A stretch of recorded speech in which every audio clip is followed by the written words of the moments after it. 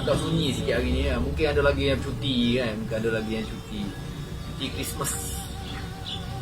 Ada lagi yang cuti di kampung ni. Orang Melayu kita ni cuti bukan sebab nak sambut Christmas kan.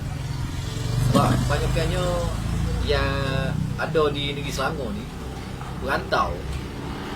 Perantau. Satu lagi apa bang?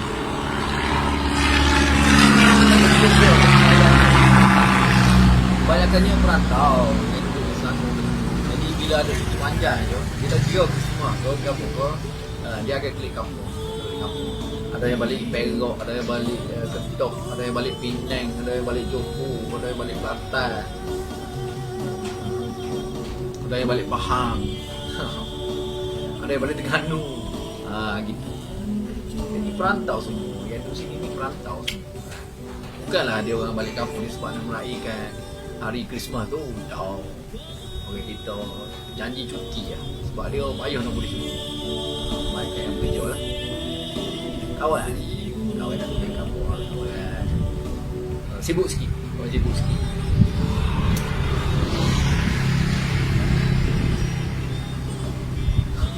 Kena tu mamak tu tapi tak apa.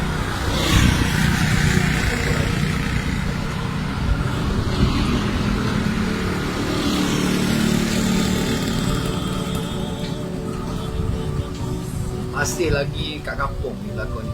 Lepas tu jalan hari ni macam sunyi sikit. Boleh katakan seminit tu dalam 7 biji kenderaan lah. Tak sampai 10. Tapi ada je. Ada je lagi. Ni kalau normal kebiasaannya sini setiap seminit dia bukan 30 biji kenderaan lah.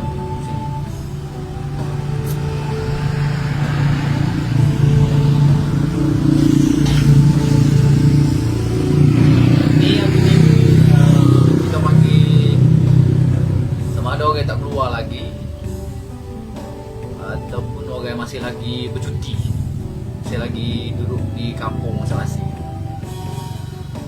Kalau ada yang dah mari pun mungkinlah ada yang urgent lah buat kerja kan. Ada yang urgent buat kerja.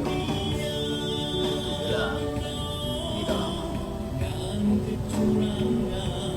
Jadi gambaran suasana sunyi sini lagu ni setiap seminit dalam 5 kenderaan, 7 kenderaan. Dia sunyi, dia tidak sunyi. Dia sunyi mana lah. Sebab dia punya kebiasaan sini adalah sibuk, jalan sibuk. Kenderaan ada. Semua kawal lah kan. Kawal, ambor lah hari ni kan. Ambor ni, tak ada bunyi ni. Tak ada bunyi.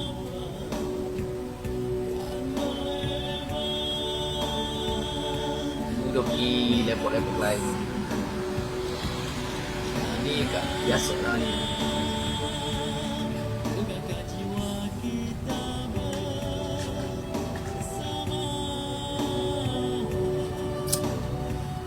Monyet tak bunyi. Segala bunyi monyet situ. Bukan monyet ni, keluar. Ni namanya dia. Nah ni. Kenapa pakai sepeda naik motor? Tapi tak tengok.